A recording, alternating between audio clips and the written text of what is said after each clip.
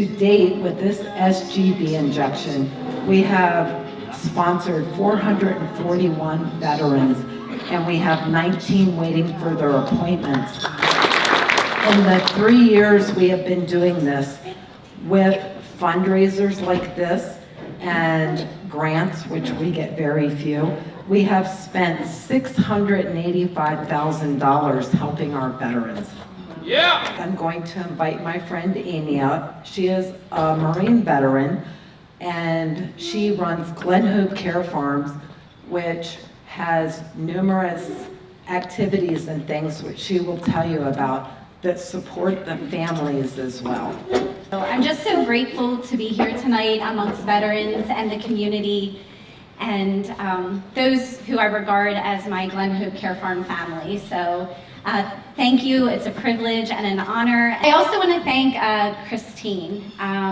You know, her organization, For Love of a Veteran, they do so much for the community, and she brought us together here tonight. So this is my 3rd year attending the event. It's my 1st year speaking, but I've known Chris for about 6 years, and in the time that I've known Chris, I've come to hold her not only in high esteem and deep reverence for what she does for the veteran community, but I consider her a dear friend and colleague. And I'm blessed to be amongst a great organization tonight. So as she had stated, we're going to turn our focus toward spouses, family, loved ones, caregivers of veterans tonight. Oftentimes I think it's a topic that goes unrecognized, and so we want to address that this evening. I'm a United States veteran, Marine Corps veteran. I'm a nurse, 3rd generation farmer, and founder and farm director of Glen Hope Care Farm. So we help serve the veteran community through on-farm services. I have a very varied background, and with that, I worked in mental health, addiction, and recovery, which is how Glen Hope Care Farm came to be. Things that I saw where we had some deficits within the medical community and mental health community, and we had this beautiful space on the farm, and my grandfather, he was a World War II veteran, and I thought, how could I honor his legacy and serve the veterans of this community? And so through that was the birth of Glen Hope Care Farm. Earlier, we recognized the veterans in the room. I want to take a moment and pause because there's another small population of people, farmers. We're talking this evening about the effects of PTS on spouses, family, children, and caregivers. So there's a term, it is called STS, and that is secondary traumatic stress. And so what that looks like is an emotional response to learning about or experiencing trauma from another. So real life example, I recently had a patient, she was an open heart surgery patient, and she had been the primary caregiver of her husband. He had served in the military, and during his time in the military, he had been struck by a motor vehicle. With that, he had traumatic brain injury. He also had a rod in his leg. Well, while she was down and not able to care for him, he had some exacerbations of the disease. We were noticing his cognitive function was deteriorating. Now, this had happened in the 60s, and he's now in the 1960s. He's now in his late 70s. So his cognitive function was deteriorating. When I went to check on him for her, he was doubled over. You could see visually that he was in pain and he was struggling, but he was very adamant about not seeking any kind of medical attention. So for my patient who had high concern for him and who had just came out of a major surgery and was having anxiety, not only from the surgery, but the concern for her husband, this was a real concern. So unfortunately, he never did agree to getting further treatment.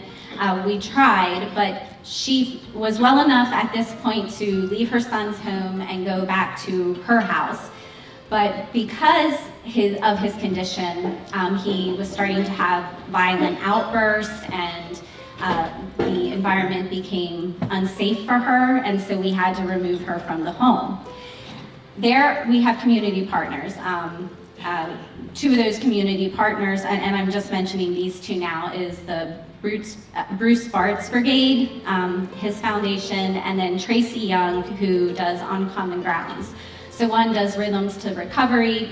Bruce is out in the community. He does many things, but his foundation serves a population of veterans who may be struggling with mental illness or suicide ideation.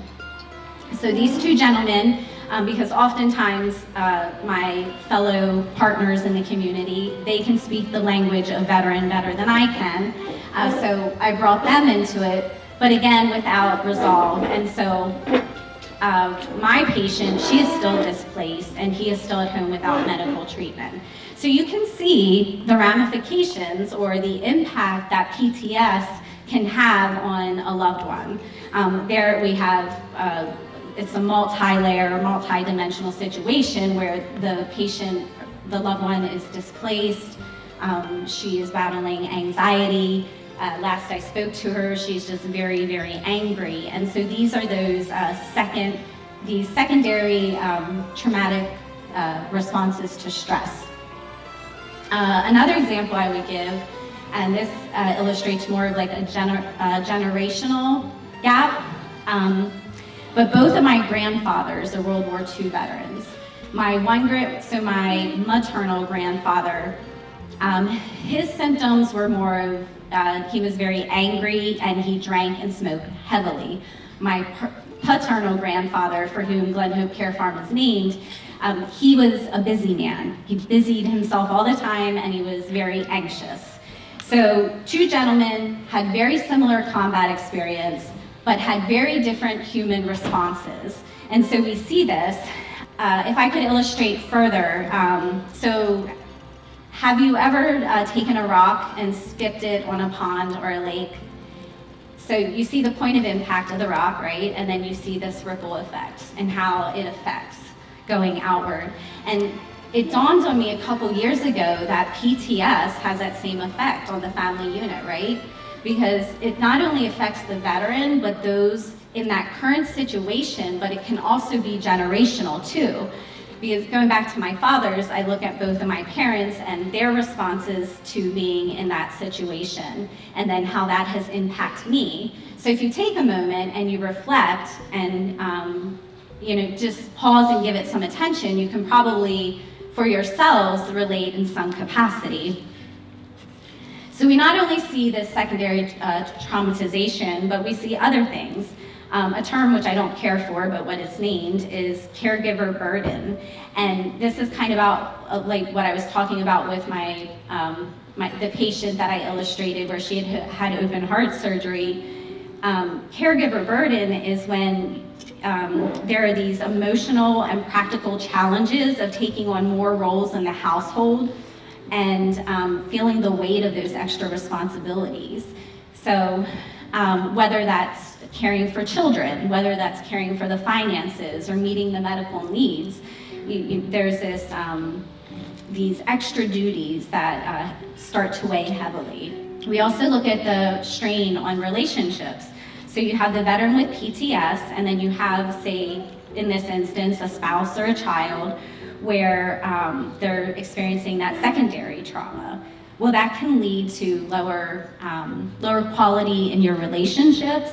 It can also, there can be intimacy issues among spouses, or the actual breakdown of the family function. There's emotional detachment, so you will see children who are feeling rejected, spouses that feel just emotionally detached from the situation, some alienation, and some, in very extreme cases, kind of like what we mentioned back with my patient and her spouse. Now his issues were due to a traumatic brain injury, but you can see that even that impacts it, and her secondary response to the trauma. And there are extreme cases where one might experience physical or emotional violence from the veteran. And we try to not let it get that far, but sometimes it does. Family members have also said that they have these feelings of walking on eggshells, that they feel like a nervous wreck all the time. They never know if they're doing the correct thing, and they're afraid to communicate because they feel as though they may say the wrong thing, it may trigger them, or it could just start an argument. So if this resonates, if you can relate to any of this, today, so we just identified some of the issues, right? So tonight we hope to give you some tools and some resources. I don't know if you guys know how blessed you are to be in York and Adams County, but we have one of the strongest vet networks in any place in Pennsylvania, and I would put all of my money on that. There are about 157 organizations or individuals on our vet network email, and I am telling you, as soon as an email goes out that a veteran has a need, it is answered within minutes. So you are in the right place tonight if you're looking for resources. I'm going to name a few of our community partners who are here in this room tonight, and I want to have them stand. I want you to know that any one of us can be a point of contact. I would say to you, if you can, get to your York County VSO, and that's at 2401 Pleasant Valley Road. But if you don't feel comfortable going there, you've had a bad experience, whatever the situation is, any one of us are happy to point you in the right direction of the resource that you are in need of. So first, we have Theodorakis. Did I do it? And she is part of a Survivors Outreach Service. So if you have any concerns about benefits or getting connected to services and you're a survivor, then you can. You're doing great. You can contact Athena. Stay up. We also have Angel McLaughlin. She's part of VOPA, which is Veteran Outreach of Pennsylvania, and she's part of the tiny home community. So they help out the homeless veterans and get them placed when they've been displaced and on the street for a very long time. We have Devin Fink back there. He's with Cover 6 K9. He helps connect veterans to service animals. We have the Glen Rock American Legion Riders in the house. We have Terry. Oh my God. So we also have the Stewartstown American Legion Riders in the house. So like I said, if you don't feel comfortable reaching out to your VSO at the York County VA, you can certainly have a touch point with one of us and we can direct you in the direction of services you may need. Lastly, earlier I mentioned that we have a nonprofit called Glen Hope Care Farm, and we help veterans to overcome challenges through on-farm activities. We do that in various different ways, but we do support and embrace the entire family of the veterans. Many of our activities are geared toward the inclusion of the entire family. So we do things like Rock with the Veterans. That's a music program that's held every other Sunday through our season of wellness, and that begins in March through October. We do wood craftsmanship. We partner with the Wandering Woodcraft, so we build and complete and paint projects that they're usually patriotic and the veteran gets to take them home. We're all inclusive of the family, so even if the veteran is participating, but the child does not want to, or the spouse doesn't want to, there's other things that they can be doing on the farm while the veteran is participating. We've hosted fishing derbies where we have the entire family come out and participate in the day. There's prizes awarded. We have a Be Well beekeeping class that takes place all through the summer months.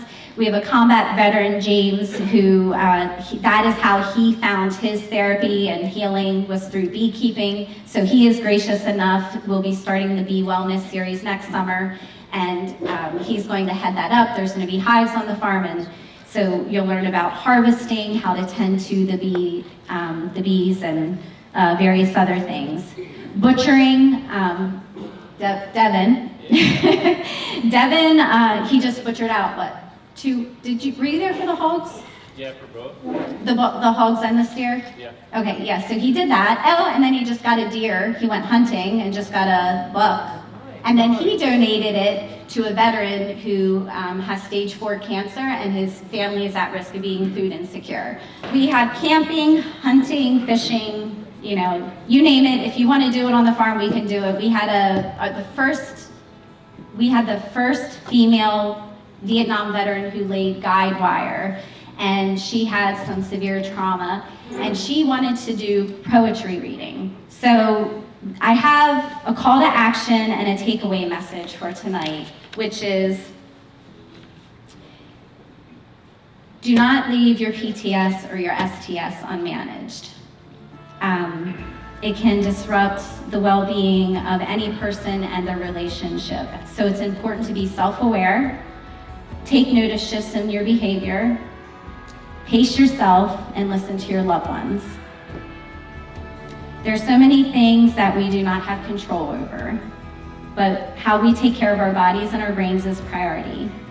So I leave you with this call to action, and that is to be gentle with yourself, to be gentle with others, and to tap into some of these resources that support the veterans and their families of this community. You know, our mantra, right? We take care of our own and no man left behind or woman.